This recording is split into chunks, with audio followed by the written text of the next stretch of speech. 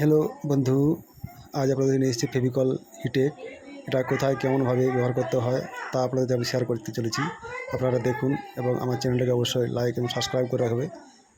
আর আমি দেখাচ্ছি যে আপনারা কোথায় ব্যবহার করবে। এই যে আটে বা এটাতে ব্যবহার করার জন্য এটা আমি নিয়ে এসেছি, আপনাদের ব্যবহার করে দেখাচ্ছি।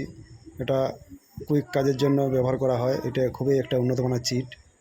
এটা কিন্তু আপনারা ঘরের ভিতরে ব্যবহার করবে, এটা বাইরে ব্যবহার করলে কিন্তু এটা উঠে যাবে, ছাড়িয়ে যাওয়ার সম্ভাবনা আছে। এটা তাপ সহ্য করতে পারে না, রোদের তাপ একদমই সহ্য করতে পারবে না। এটা খোলার পর ভালোভাবে ঘুরে নিতে হবে, যেমন ঘুরে নিলাম আমি।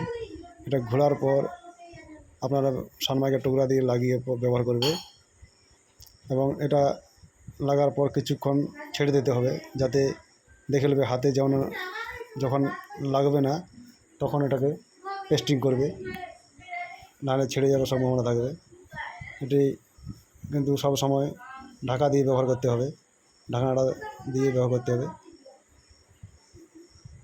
এগুলা সব জায়গায় ব্যবহার করা যায়, আপনারা কুইক কাজের জন্য কিন্তু ব্যবহার করবে। আর কুইক কাজ না থাকলে আপনারা ফেভিকল মেরিন দিয়ে বা এসএইচ দিয়ে বা হাইপার দিয়ে কাজ করতে পারেন। বাকি যে কাজগুলো পেস্টিং করা আছে আমার, এগুলো সব ফেভিকল মেরিন দিয়ে করা আছে।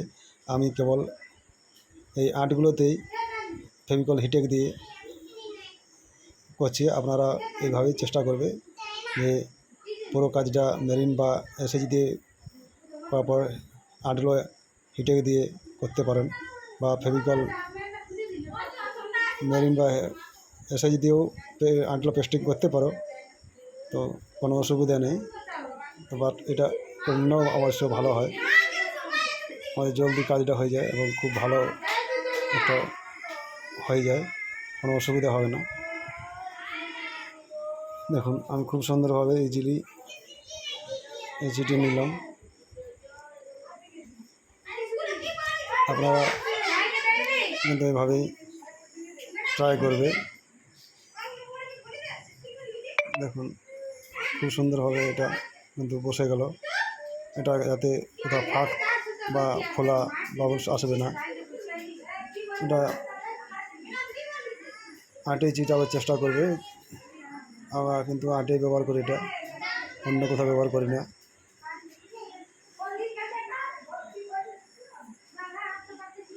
আর অত্যন্ত যদি কুইক কাজ করতে হয় তাহলে আপনারা যে কোনো জায়গায় ব্যবহার করতে পারবে। এটা খেয়াল রাখতে হবে যে কাজটা ফার্নিচারটা কোথাকার, অবশ্যই ঘরের ভিতরে ফার্নিচার হতে হবে, নাহলে কিন্তু বারবার ধরে বলছি ছেড়ে যাবে। আমরা কিন্তু এই আটেই আমরা পেস্টিং করি, দেখছেন এই আটে আপনারা পেস্টিং করবে। আর ভিডিওটা দেখার জন্য অসংখ্য ধন্যবাদ।